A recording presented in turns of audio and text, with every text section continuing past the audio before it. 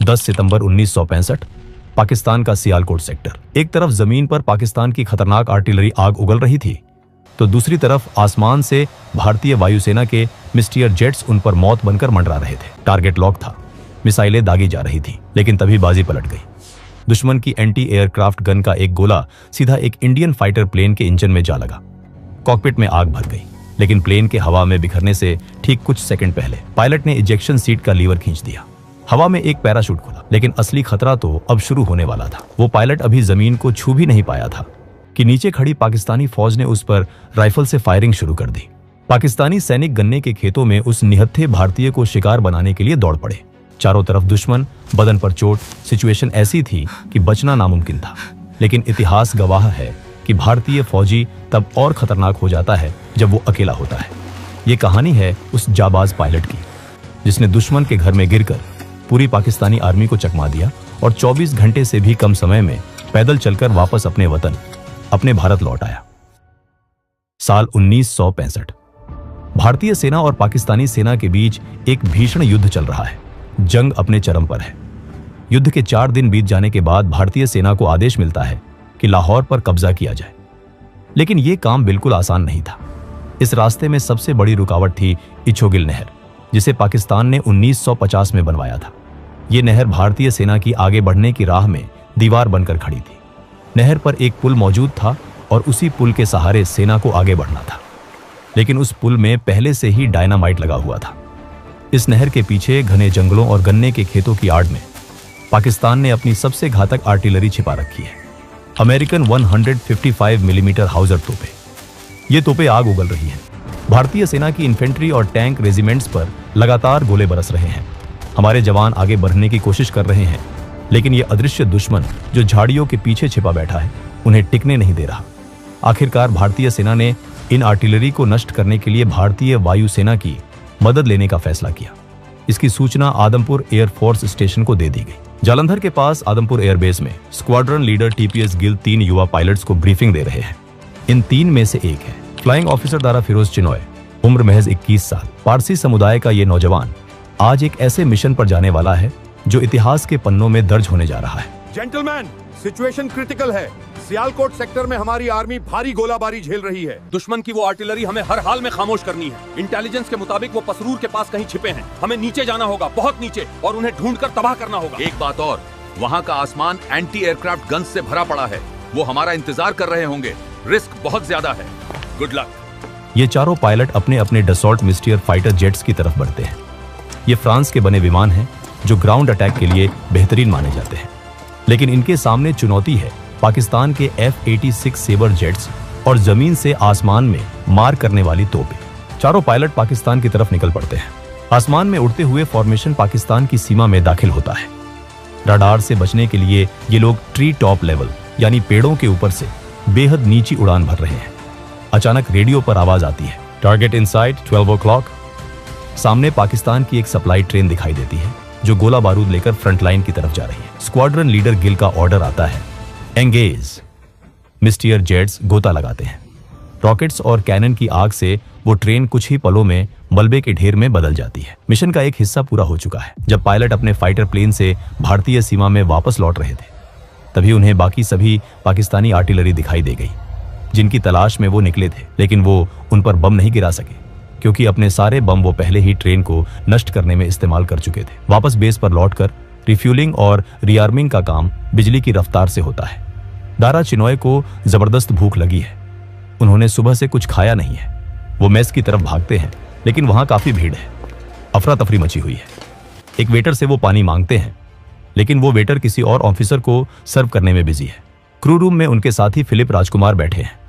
वो दारा की हालत देखते हैं और कहते हैं, दारा ये पानी पी लो, पता नहीं अगली बार कब नसीब होगा। ये एक ग्लास पानी अगले 24 घंटों तक उनकी जिंदगी का एकमात्र सहारा बनने वाला है। फिर वो क्रू रूम से बाहर आए तो उन्होंने देखा कि उनके साथी पायलट अपने अपने फाइटर प्लेन की ओर जा रहे हैं। उन्होंने भी तुरंत अपना फ्लाइंग गियर पहना और अपने फाइटर प्लेन में सवार हो गए। फिर चारों पायलट अपने लक्ष्य को नष्ट करने के लिए दोबारा उड़ान भरते हैं और उसी इलाके में पहुंच जाते हैं जहां उन्होंने पहले पाकिस्तानी आर्टिलरी देखी थी। जैसे ही भारतीय विमान उनके ऊपर पहुंचते हैं, नीचे से जैसे आतिशबाजी शुरू हो जाती है। पाकिस्तान की एंटी एयरक्राफ्ट गन्स का जाल आसमान में फैल जाता है। हर तरफ काला धुआं और विस्फोट। दारा चिनॉय का विमान डाइव करता है। वो अपने रॉकेट्स फायर करते हैं। निशाना सटीक बैठता है, लेकिन तभी एक जोरदार झटका लगता है। ये एक 40 मिलीमीटर एंटी एयरक्राफ्ट शेल का सीधा वार है। कॉकपिट के अंदर लाल बत्तियां जलने लगती हैं। चेतावनी के सायरन बजने लगते हैं। विमान अब एक पत्थर की तरह जमीन की तरफ गिर रहा है। नीचे पाकिस्तान की जमीन तेजी से करीब आ रही है।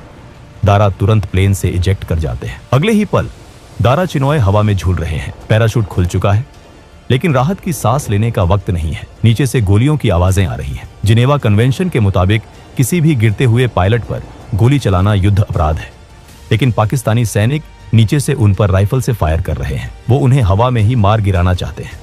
दारा देखते हैं कि गोलियां उनके पैराशूट में छेद कर रही हैं। वो अपनी रस्सियों को खींचकर ग्लाइड करने की कोशिश करते हैं ताकि निशाना मुश्किल हो जाए। फिर वो जमीन के एक ऐसे हिस्से की तरफ गिर रहे हैं जहां गन्ने के घने खेत हैं। जैसे ही वो जमीन से टकराते हैं, वो लुढ़कते हुए पैराशूट को रिलीज करते हैं। दारा जानते हैं कि अगर वो पकड़े गए तो एक युद्धबंदी के रूप में टॉर्चर उनका नसीब होंगी, या शायद भीड़ उन्हें वहीं मार डालेगी। वो गन्ने के खेत में रेंगना शुरू करते हैं। कीचड़ और पानी से उनका फ्लाइट सूट भीग जाता है। अब शुरू होता है एक खतरनाक चूहे बिल्ली का खेल। दारा का दिमाग बिजली की तेजी से काम करता है।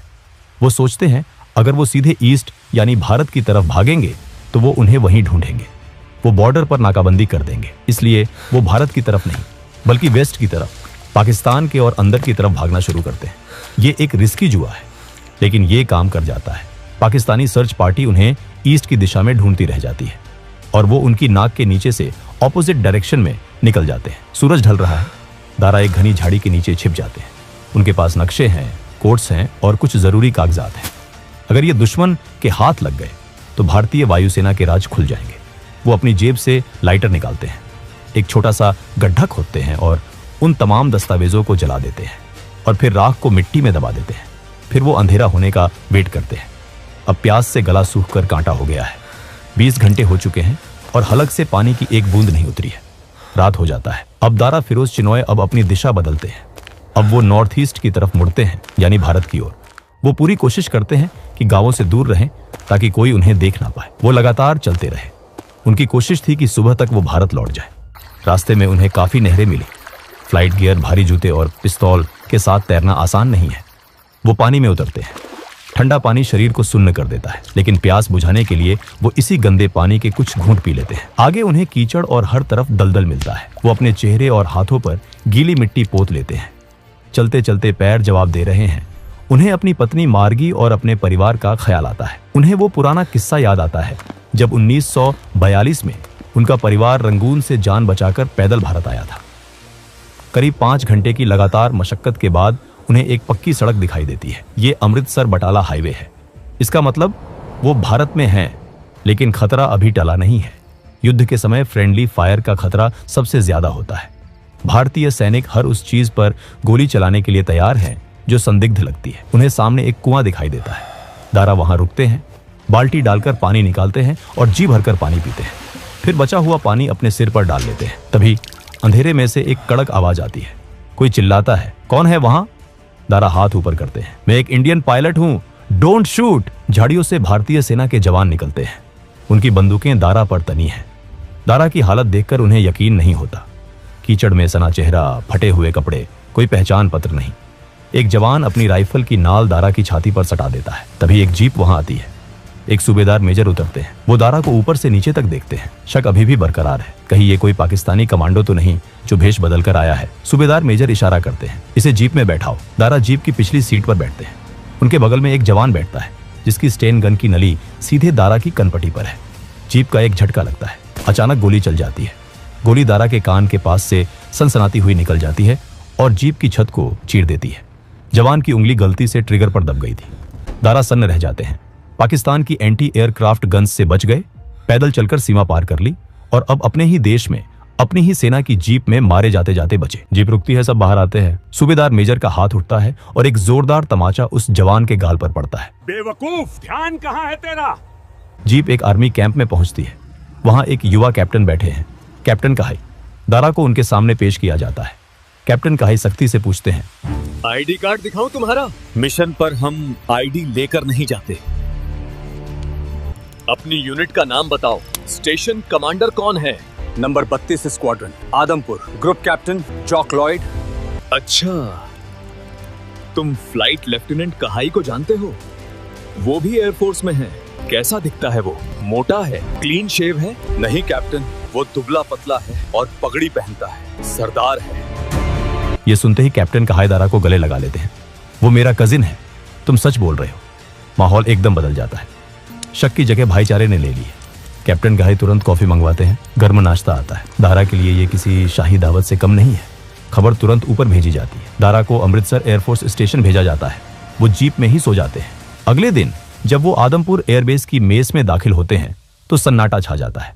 उनके साथी जो मान चुके थे कि दारा शहीद हो चुके हैं, उन्हें भूत की तरह देखते हैं और फिर तालियों की गड़गड़ाहट और हुंकार से पूरा हॉल गूंज उठता है। दारा फिरोज चिनॉय वापस आ गए हैं, मौत के मुंह से निकलकर। इस अदम्य साहस के लिए उन्हें डिस्टिंग्विश्ड सर्विस मेडल से नवाजा जाता है। लेकिन कहानी यहीं खत्म नहीं होती। एक आम इंसान शायद इस अनुभव के बाद फ्लाइंग छोड़ देता, लेकिन कुछ ही दिनों बाद मेडिकल क्लियरेंस मिलते ही दारा चिनॉय वापस कॉकपिट में थे। 1965 की जंग खत्म होने से पहले उन्होंने 10 और मिशन किए।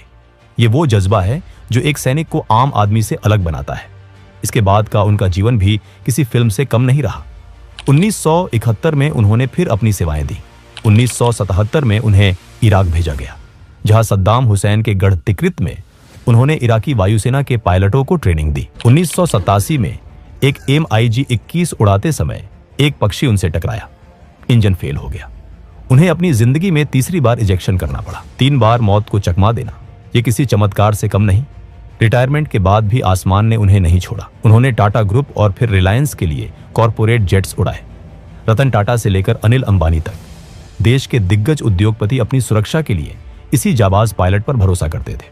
दोस्तों, अगर इस कहानी ने आपके रोंगटे खड़े कर दिए हैं, अगर आपको भी भारतीय सेना के इस जाबाज पर गर्व महसूस हो रहा है, तो इस वीडियो को लाइक करें और अपने दोस्तों के साथ शेयर जरूर करें। हमें कमेंट्स में बताएं कि आप किस और वॉर हीरो की कहानी सुनना चाहते हैं। जय हिंद, जय भारत।